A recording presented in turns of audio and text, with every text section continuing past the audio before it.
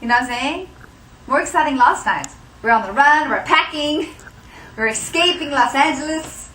Don't know what to expect, expecting the whole earthquake to be coming behind us. I was looking at the road, and I seen some curves in the road, and I'm thinking like the earthquake caused the curves, and I was thinking, okay, did I miss it already? You know what I'm saying?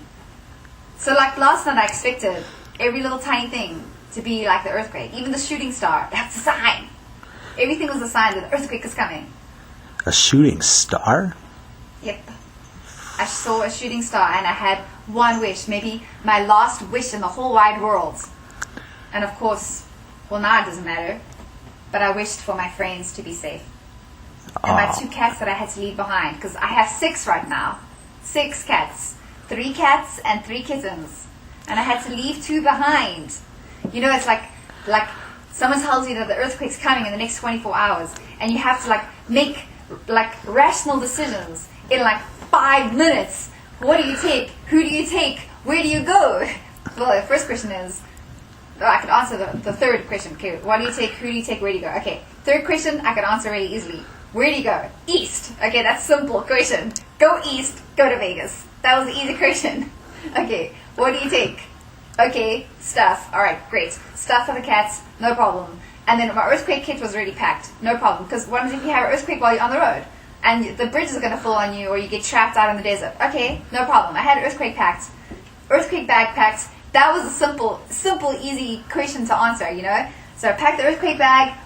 I grabbed like a big luggage and a small luggage and stuff for the cats. And I knew I had like 2 containers. Big container for the kittens, small container for the Frosty cats. That's mother, Frosty cats. For Frosty the mom. And I just grabbed like every single possible medication and pills I could take for myself. And then the bummer thing was that my housekeeper, my / personal assistant, was supposed to pick up my medication for my migraines, but then she didn't. You see, so that made me think, okay, maybe the earthquake's not going to come today, because she never picked up my medications. Now, if she had picked up my medications, then I knew for sure earthquake was definitely going to come, but she never picked them up. But still, why would I take that chance? Because 50-50 means the earthquake's going to come. And you got told by the National Guard, people, the National Guard, which is like the third or fourth closest thing to the president, because you have like National Guards, and you have like Marines, and you have like Air Force people, and you have like police people, and okay, I could probably count like another 3 or 4 more people, and then you have like the president, maybe there's like 10, okay, I don't know, whatever, and the National Guard's like somewhere on these fingers, but the fact is that they're somewhere on these fingers, which means the president is somewhere on these fingers, which means that if it's coming from the National Guard, the chances are there's going to be a freaking earthquake, people. So if the National Guard is telling you there's going to be an earthquake, pack and leave. Why would you go, oh yeah, maybe it's going to happen, maybe it's not going to happen. But the chances are that the big earthquake is coming this year, and if they're telling you it's going to come in 24 hours, get the beep out of there. So I packed, and I got my medications, and I got stuff packed for the cats, and I put my cats in the car, and I just took like blankets, because you know, I'm thinking like I might be stuck on the road. I'm just like thinking of every possible movie I've ever seen, and every disaster, because I love disaster movies. So I'm thinking of like every possible disaster movie I've ever seen in my entire life, and I'm thinking I'm going to be stuck in like some desert, and some like odds of turn on California 18 in the middle of the Bundus, with like nobody knows where I am, no one's ever heard of me, and there's like no grass, and there's like no plants, and there's like no people, and there's no toilets, and there's no nothing except me and the cats and the car and just whatever I have in there. So I just took like every possible thing I could ever need for my migraines and my cats and me. Yeah.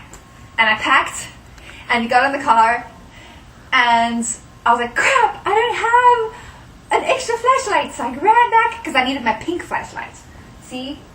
But I don't even know where it is right now, but it's somewhere around here. I usually have all my flashlights on my bed, but I don't know where it is. But anyway, so I ran back to the house to grab my pink flashlight, because I have this magnetic flashlight that you have to, I know this looks really bad, but that's not what you think it is, okay? But anyway, you see, if I had a flashlight, you'd understand what I'm doing. But trust me, this is not what you think it is. Okay, so, you know what? Because I had one flashlight in the passenger door, So anyway, so I'm doing this to my flashlight. I'm sorry, all you people with sexual issues. just enjoy this part of the video. So anyway, so I'm going like this to my flashlight, and I'm like, no, you see, this is not going to work for me. Because if I'm like changing tires, or I'm like feeding cats, or I'm like trying to get water, this is not going to work for me trying to keep a flashlight on. So I'm like, I need my pink flashlight. So we ran, because I had my friend Louie with me. So I ran back to the apartment, and I had to get my pink flashlight. And then I suddenly remembered a bunch of other stuff I need for my cats. Now you see, this is crazy, because like in an earthquake disaster, there's like a billion, trillion, zillion things you need for cats. So I'm like, crap, I need to take their litter tray. So I grabbed the litter tray, and I had to fill up the litter tray, and then I'm like, oh my gosh, they need more than just like canned food, they need dry food. So I had to grab the dry food. Well, hello, what do you need to put the food in? You need to put it in bowls. So I'm like, oh my god, these cats need like a zillion things. So I grabbed bowls and plates, but of course I forgot to take spoons to, you know, take the wet food out of the thingy. So I ended up having to use my finger last night, which was not a fun experience, sticking your finger inside that gooey wet stuff. But hey, it's all good. Okay, we're all alive and we're safe and stuff. But anyway, so I grabbed everything. Naturally, what did I forget to take? The pooper scooper. So I've had a very fun experience of scooping the shit out of the litter box with my hands, people. Yes, Georgies have had to scoop shit out of the litter tray. I'm sorry, there's no beeping thing on a little digital camera that you buy. It's not built in. Maybe one day they can build that into the camera, shit and F and all that thing, little beeper, scooper thingy. That's great. But I forgot the freaking pooper scooper. But you know what? There's been no earthquake. And I'm happy for America, and I'm happy for Los Angeles that no huge earthquake came and wiped out the West Coast, and we just had this crazy trip running away from Los Angeles. And I was telling everybody that I met the highway patrol and all these crazy people that I'm running away from LA. They probably thought I was some escaped convict who escaped South Africa and then escaped Los Angeles. I don't know, because I told them I was escaping LA. But it's okay, because this was an experience, a crazy experience that I learned how to get away from an earthquake in 45 minutes flat, because I did it. In 45 minutes I was packed and out of there with 3 kittens and a cat. And I got into the hotel and they let me stay here with all my cats and me and all my stuff. So I think that's bloody good if you ask me. So I'm now prepared if I need to get away in an emergency. Flood, tidal waves, typhoons, or whatever you call those, tsunamis, whatever those things are, big waves, come and wash you out. If I need to get away in a hurry, I know how to do it. I'm the woman to call.